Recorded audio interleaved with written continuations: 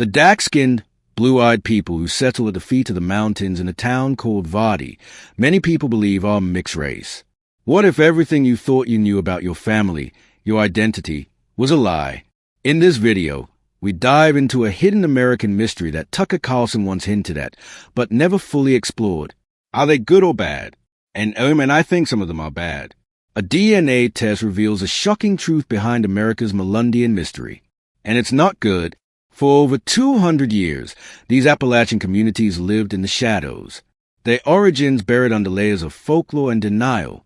But now, science has exposed a reality so uncomfortable, it's sparking outrage across the country. This isn't just about one group. It's about how America rewrote its own history. You're not ready for this. The shadow people of Appalachia. Tucked deep into the misty hills where Tennessee meets Virginia, old stories still echo through the mountains. Stories about a people who never quite fit in. Locals whispered about them for generations. They were different. Not white, not black, not Native American. They didn't match any category America had neatly prepared. These were the Melungeons, a group that for over 2 centuries carried a name as mysterious as their origins. In the early 1800s, census takers didn't know what to call them. Travelers scribbled strange descriptions of families with olive-toned skin, piercing blue or hazel eyes, and straight black hair. Some were labeled as free people of color, others mulatto, and many simply marked down as other. No matter the label, they stood out.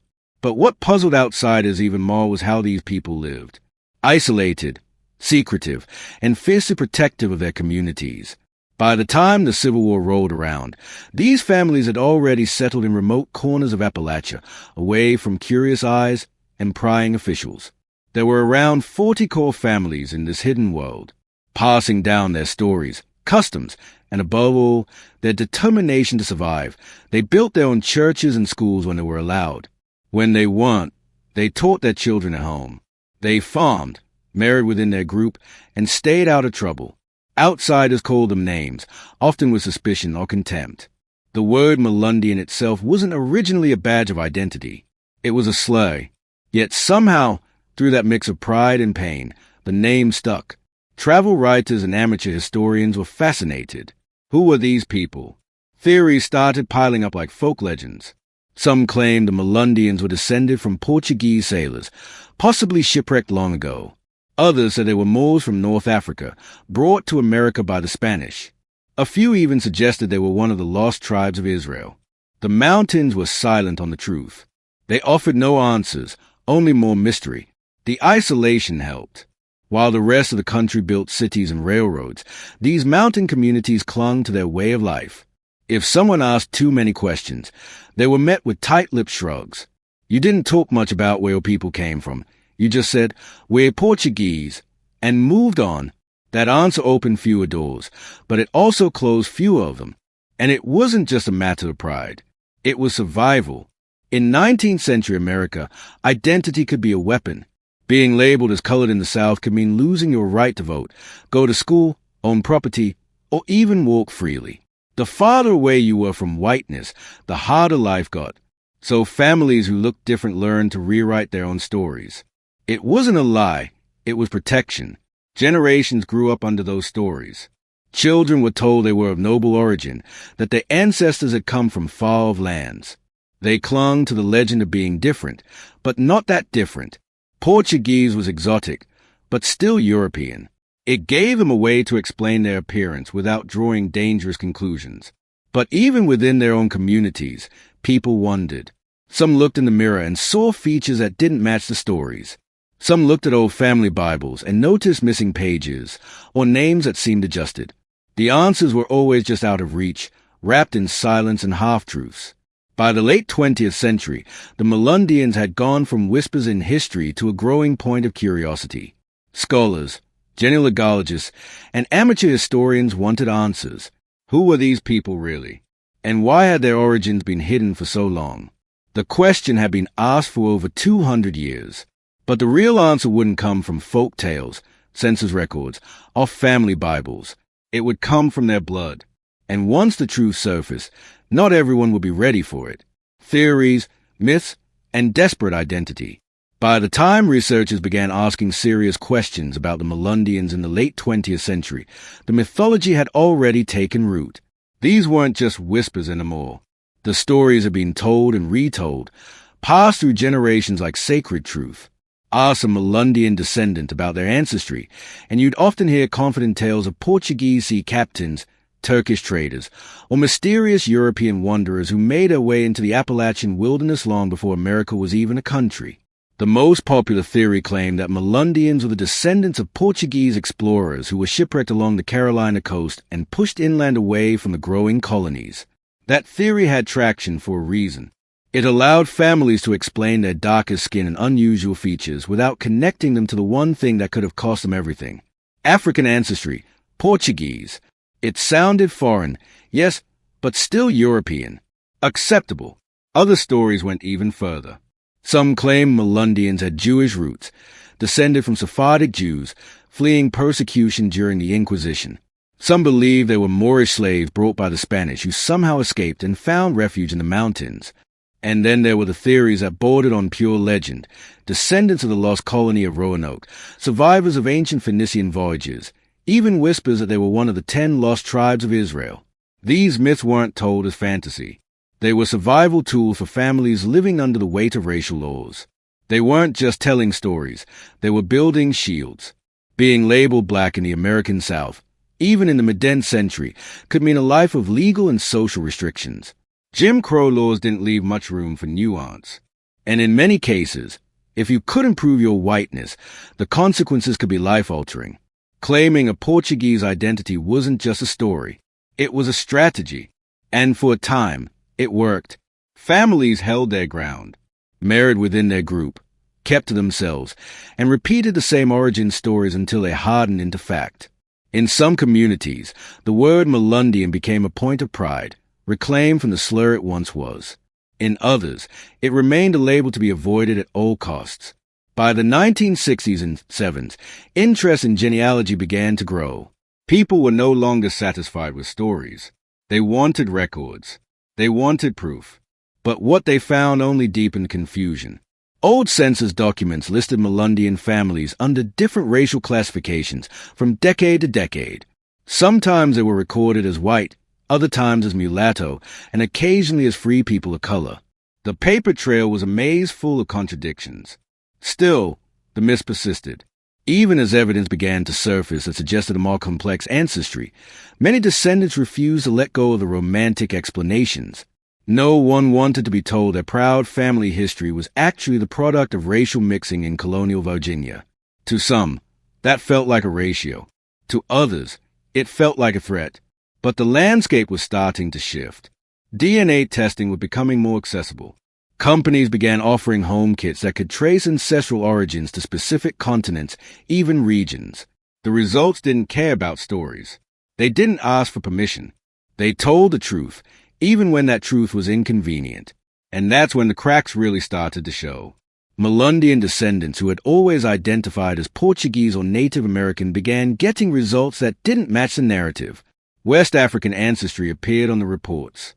Genetic links to early colonial families in Virginia, families that included both black and white indentured servants, started showing up across multiple lineages. It was becoming harder to ignore. The mystery wasn't just unraveling. It was rewriting itself. And what came next would change everything. Whispers through the bloodline. For generations, the mystery of the Melungeons lived in the margins, tucked between census labels, passed down in coded stories, and kept alive by the silence that hung over family trees. But by the early 2000s, silence was no longer enough. Something had changed. The rise of consumer DNA testing brought the past into people's homes in small plastic tubes and printed reports. And what had once been whispers was now being spelled out in hard genetic data. With the arrival of genetic genealogy, we can now determine the population from which they were drawn. People who had always identified as Portuguese or Native American or simply Melungeon were now mailing off their saliva to companies like Ancestry DNA and 23andMe. For the first time, families could trace their roots without relying on shaky documents or second-hand stories.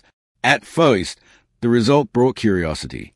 Some users confirmed long-held beliefs about European ancestry or discovered distant relatives they never knew existed, but others were confronted with something else, something they weren't ready to see. The percentages didn't lie. A growing number of Melungeon descendants began noticing trace, or in some cases significant amounts of sub-Saharan African ancestry in their reports. For some it was a surprise. For others it was devastating. These results quietly contradicted everything many families had believed or been told to believe for generations. It wasn't a romantic tale of shipwrecked sailors or Mediterranean exiles. It was something far more grounded and far more controversial. That's when researchers stepped in to investigate the truth at scale. Robiera Estes, a genetic genealogist, along with her team launched a formal study to analyze the DNA of individuals from historically identified Melungeon families. They wanted to see if the scattered reports matched across multiple lineages and if the story hidden in the genes aligned with what had long been denied or forgotten. The study wasn't small. It covered multiple family lines tied to core Melungeon communities that had lived in Appalachian region for centuries. Participants provided documented genealogies going back generations, many cross-referenced with old records. The team carefully mapped ancestry markers on the Y chromosome passed from father to son and mitochondrial DNA passed from mother to child to identify origins. The results were undeniable. Time and again the Y DNA representing the male line pointed toward African ancestry. The mitochondrial DNA, meanwhile, overwhelmingly traced back to Northern and Central European women. That pattern was consistent across families, African men and white women, forming the genetic core of Melungeon ancestry. Not Portuguese, not Turkish, not Cherokee. The truth had been hidden in plain sight, just beneath the surface for hundreds of years. But these results didn't just challenge folklore. They disrupted a delicate legacy of self-protection. For centuries, Melungeon communities had carefully shaped their identity to avoid persecution. In early colonial Virginia, black and white indentured servants lived and worked side by side. Relationships happened. Children were born. But once slavery became codified and interracial unions were criminalized, these families had no choice but to withdraw from society. Everybody else in here, we're all king folks. That's how this community got to be mixed with white and black. It was from the black children. They formed isolated communities in the Appalachian Mountains, clinging to stories that would shield them from the crushing weight of racial laws. Now, those stories were unraveling and the resistance was real. Many descendants flat-out rejected the results. Forums exploded with debates. Some accused the researchers of fabricating evidence. Others insisted that the tests were flawed or that their specific family line was different. The emotional fallout was intense. Because this wasn't just about science, it was about belonging. And yet, even amid the backlash, the truth kept spreading. More and more individuals began digging into their past, comparing results, and facing uncomfortable questions. The mystery was unraveling not in one explosive moment, but in hundreds of quiet revelations across the country. Something big was coming.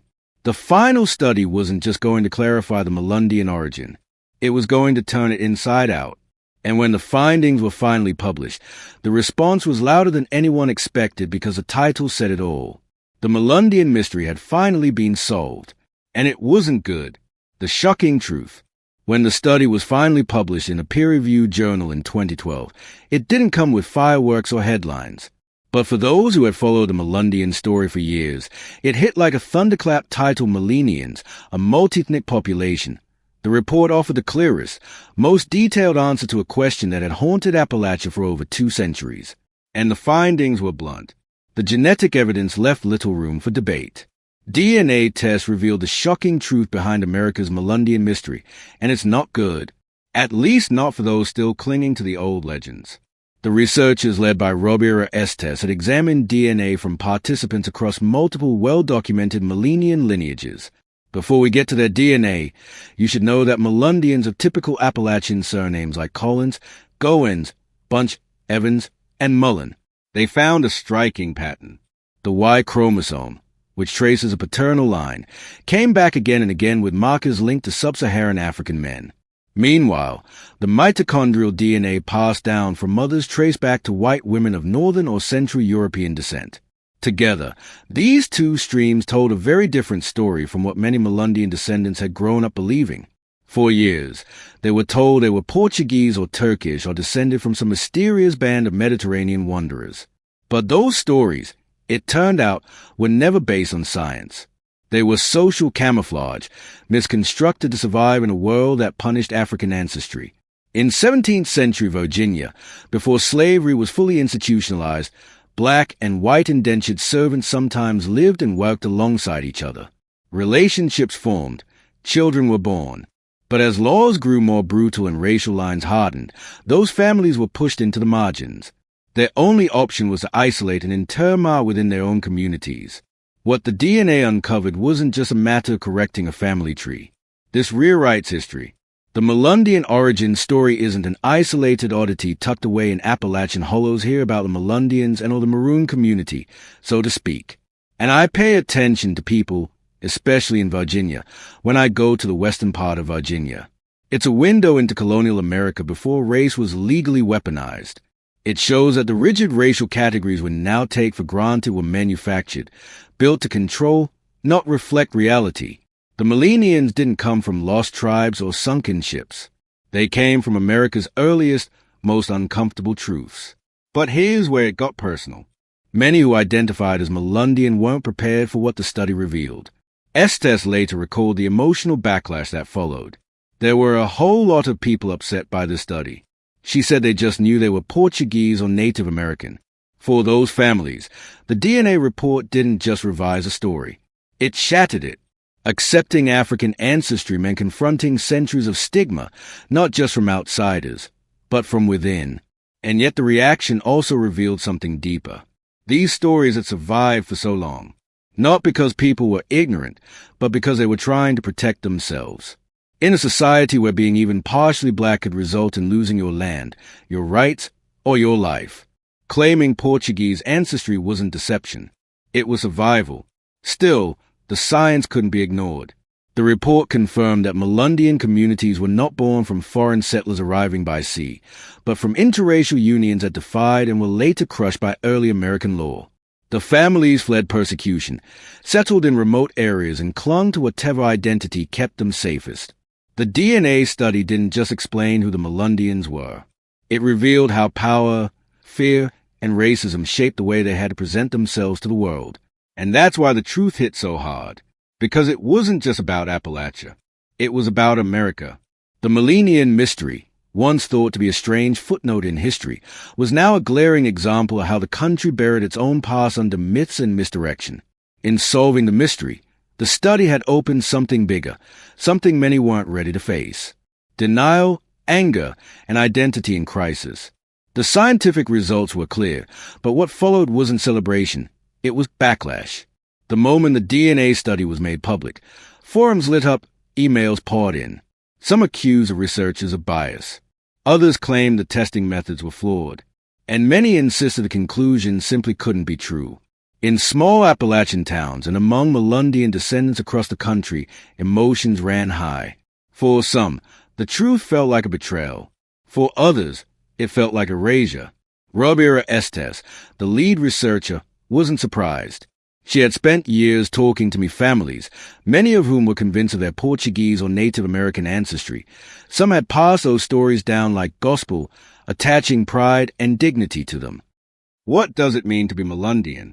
In the mountains of Virginia and other Appalachian states, mixed-race people have long eked out a living, being told that their ancestors were in fact part of America's early African and European underclass cut far deeper than a simple correction.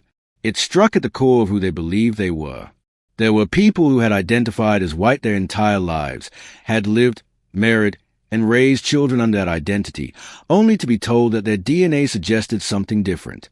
And in a country where racial classification has historically shaped everything from opportunity to safety, that kind of revelation wasn't just inconvenient, it was destabilizing. I started noticing I was being taught that I was black, but I didn't look black. Even worse, it wasn't just outsiders questioning their identity. Now, it was their own bodies, their own blood.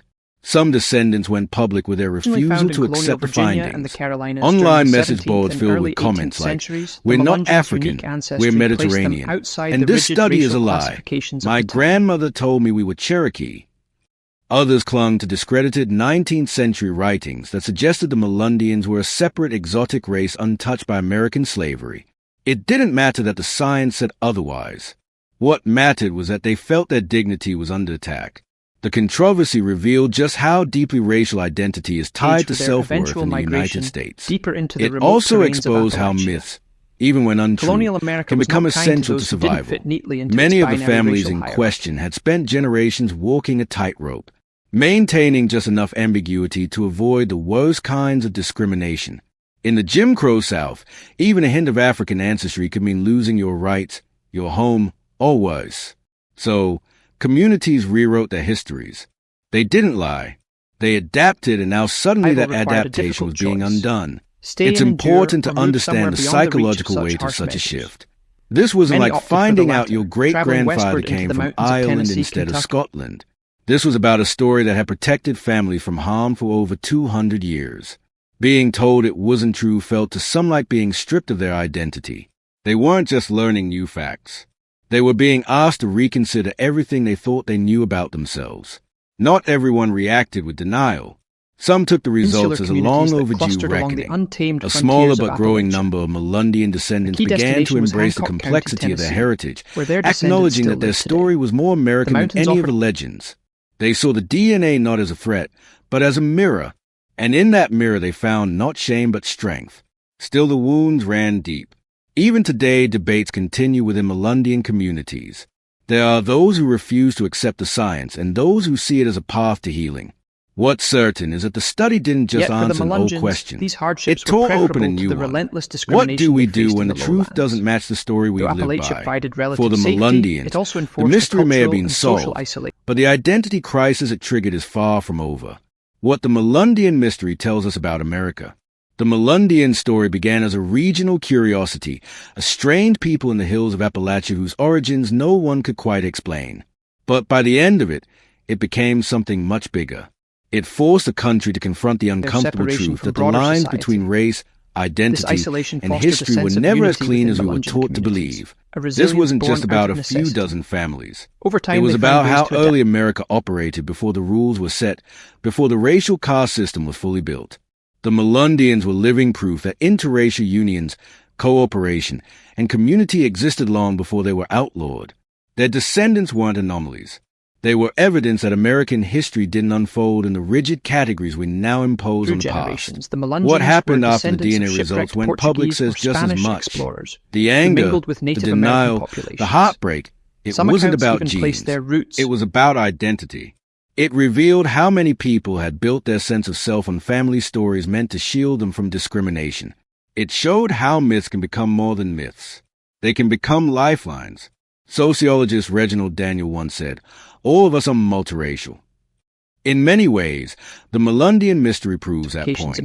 It reminds us that America has always been a place of blurred boundaries, even when it tried to pretend otherwise. The problem wasn't that Melungeons were multiracial.